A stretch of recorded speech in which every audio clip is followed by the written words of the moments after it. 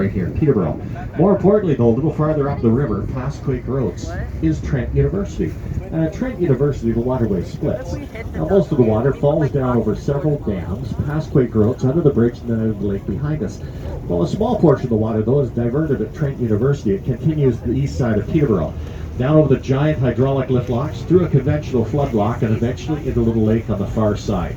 It was in the late 1800s that a man named Richard Birdshill Rogers decided that the only way to overcome the 77-foot drop or 23-meter change in elevation around Peterborough was to build a canal around it. That's the canal we're going to travel on today. As we travel it around the waterway today, if my driving makes you a little bit nervous, we do have a fully stocked bar on board. That's sometimes very important. Yes. Lots of cool drinks Yes. as well as coffee. Yes, I love them.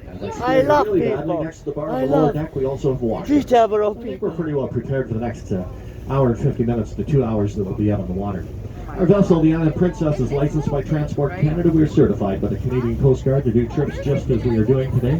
Timi? On board we have life jackets and life-saving equipment deemed necessary for a voyage of this nature. These are stored in different areas around the vessel. The upper deck, midship, in behind the compartment doors, and on the lower deck, in the life jacket cabinet marked life jackets. Now, if we needed these, we quickly hand them out, but fortunately, the majority of the area that we travel through today really only has a couple of feet of water under the keel of the vessel. It's actually very shallow where we travel, especially up through the canal system. So if you do end up in the water, stand up. As we leave our dock behind us, you can see over the top of the marina building on your right-hand side, the white triangular structure, that is the open-air amphitheater. This, of course, is where they hold all the concerts during the summertime, a very busy spot during the summer. This piece of property today called Del Prairie Park, named after one of our local radio and TV celebrities. But more importantly, this piece of property for many years, though, was known as Hospital Point, because back in the early days, the only way to access this area was by water. And people used to sometimes spend weeks or months on vessels before they finally arrived here in Peterborough. When they did arrive here, they would be quarantined on this piece of property.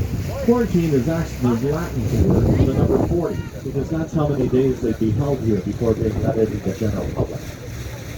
As we leave the Narrows, we enter one of the smallest lakes on the 10-second waterway known as Little Lake. In the center of it, two floating devices, one on the Peterborough Centennial Fountain, which is up and operating. First placed here in 1967. I should really say first place here. Actually, when they installed this fountain years ago, they did so by installing it deep in the bay, way over on your right-hand side there, which is our installation. It was, in fact, so close to the homes over there that on a breezy day, oftentimes the mist from the fountain would carry right over the tops of all of those houses. Now, the people that lived over there used to complain almost daily to the city that apparently they felt they were getting a second shower as they tried to head out to work this morning.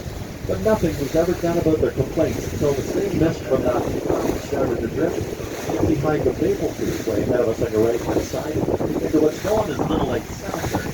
Over there, I understand it slowly started to erode away at the headstones, and well, I don't know who's over there, but they started to complain. And the city quickly moved the fountain out about 1,000 feet from shoreline, where it is today. Now, one of the very first people to inhabit this area, which we call Peterborough, was a man named Adam Scott, who arrived here in the very early 1800s. When Adam Scott arrived here, he found it covered with huge white pine trees. And the only people passing back and forth through this area at that time were those of our native people as they moved back and forth between Lake Ontario and Fortune Bay, using this water route as their natural transportation route. As time went on, Adam Scott decided to build a mill, and a small community began to grow around his mill. And they started calling it Scott's Plains, and he kept that name for quite a number of years. About 1825, though, another man named Peter Robinson led 2,000 people here from Ireland. When these people arrived from Ireland, each adult male in each family was given 100 acres of land and enough provisions